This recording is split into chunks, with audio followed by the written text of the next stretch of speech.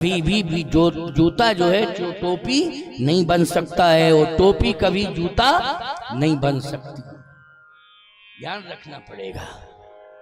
बोलो भाई, रखना पड़ेगा कि नहीं ध्यान? मर्यादा है ये सनातन धर्म की मर्यादा है। इसलिए अभी भी रसोड़ा पवित्र है गांव का।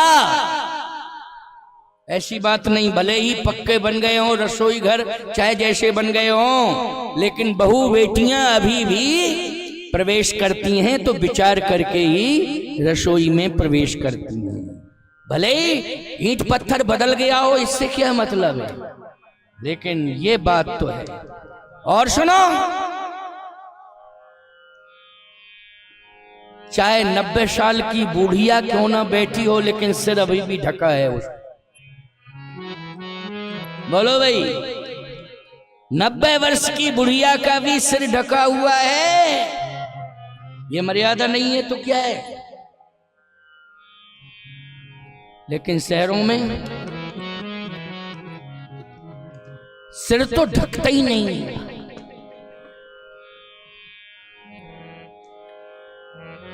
दो चीजें शहर से चली गई, एक तो पल्लू और चोटी, कटिंग छटिंग सेटिंग।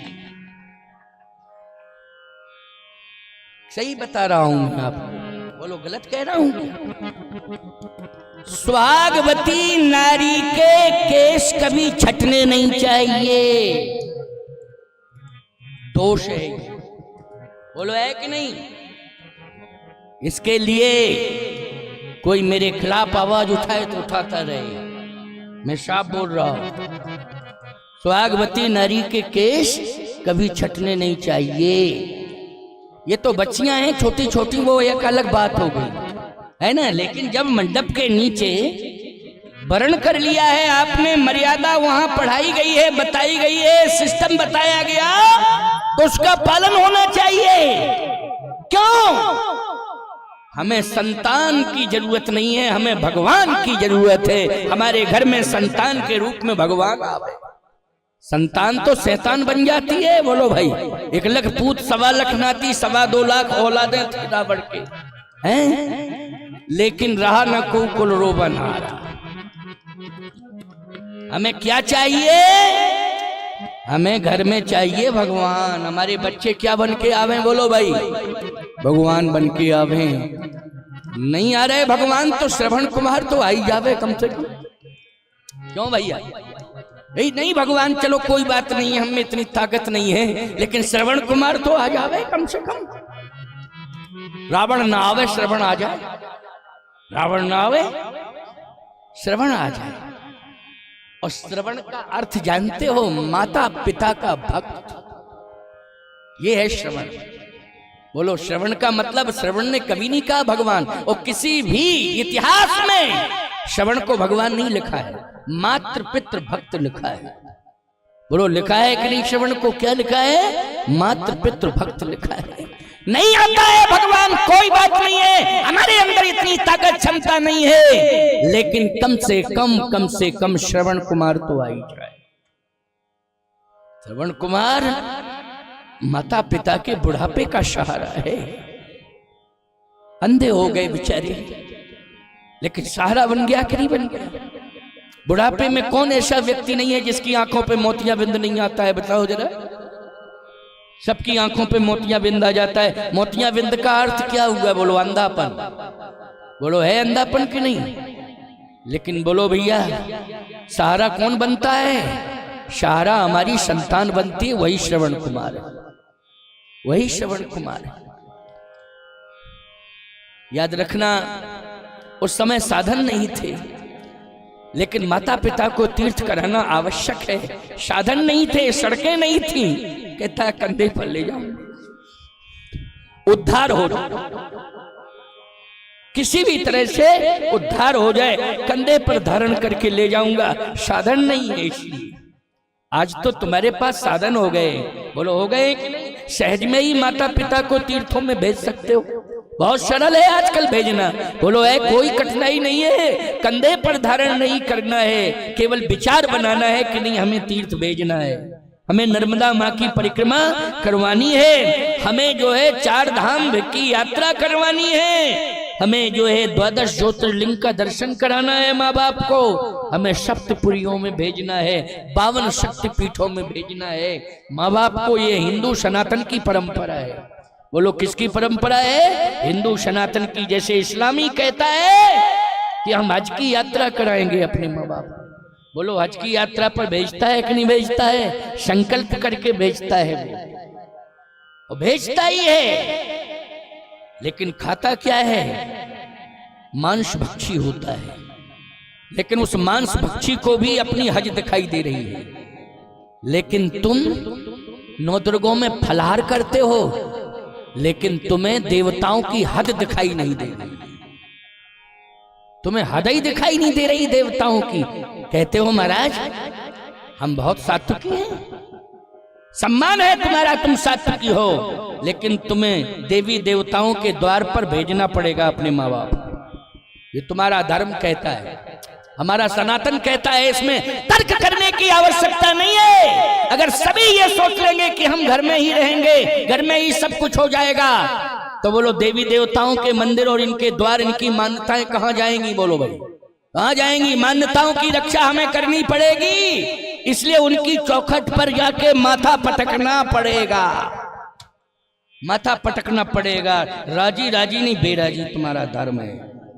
और अगर ऐसा नहीं कर रहे हो, नहीं करवा पा रहे हो, तो हिंदू कहलाने का तुम्हें कोई अधिकार नहीं है। मैं साफ बोल रहा हूं।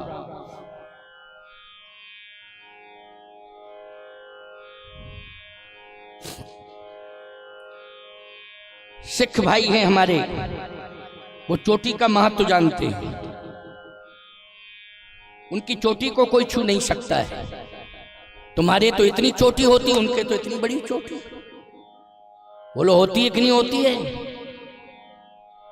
लेकिन तुम्हारी चोटी दिखाई नहीं दे रही। अब आजकल तो एक कोई कटिंग छटिंग वाला ऐसा आया कि यहां से ही साफ कर देता है, आधा हिस्सा साफ कर देता, वो बिल्कुल प्लेन। कौन सा आया ये कटिंग छटिंग वाला बेवकूफ आदमी कि उसने जो है आधा कर दिया साफ।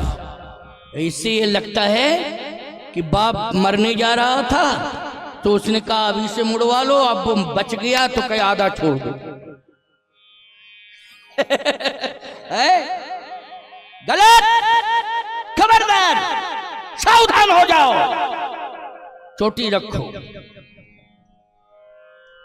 पहले कह दो, चाहे कोई कटिंग छटिंग वाला हो, कि हमारी चोटी से हाथ मत लगाना, हमें दिखाई देना चाहिए हमारी चोटी। शिखर का पताका दूर से दिखाई देना चाहिए कि ये पताका है। बोलो भाई दिखाई देना चाहिए, तब तो मंदिर है। और नहीं बिना झंडे का कैसा मंदिर, बिना चोटी का कैसा हिंदू। चोटी लहलहानी चाहिए।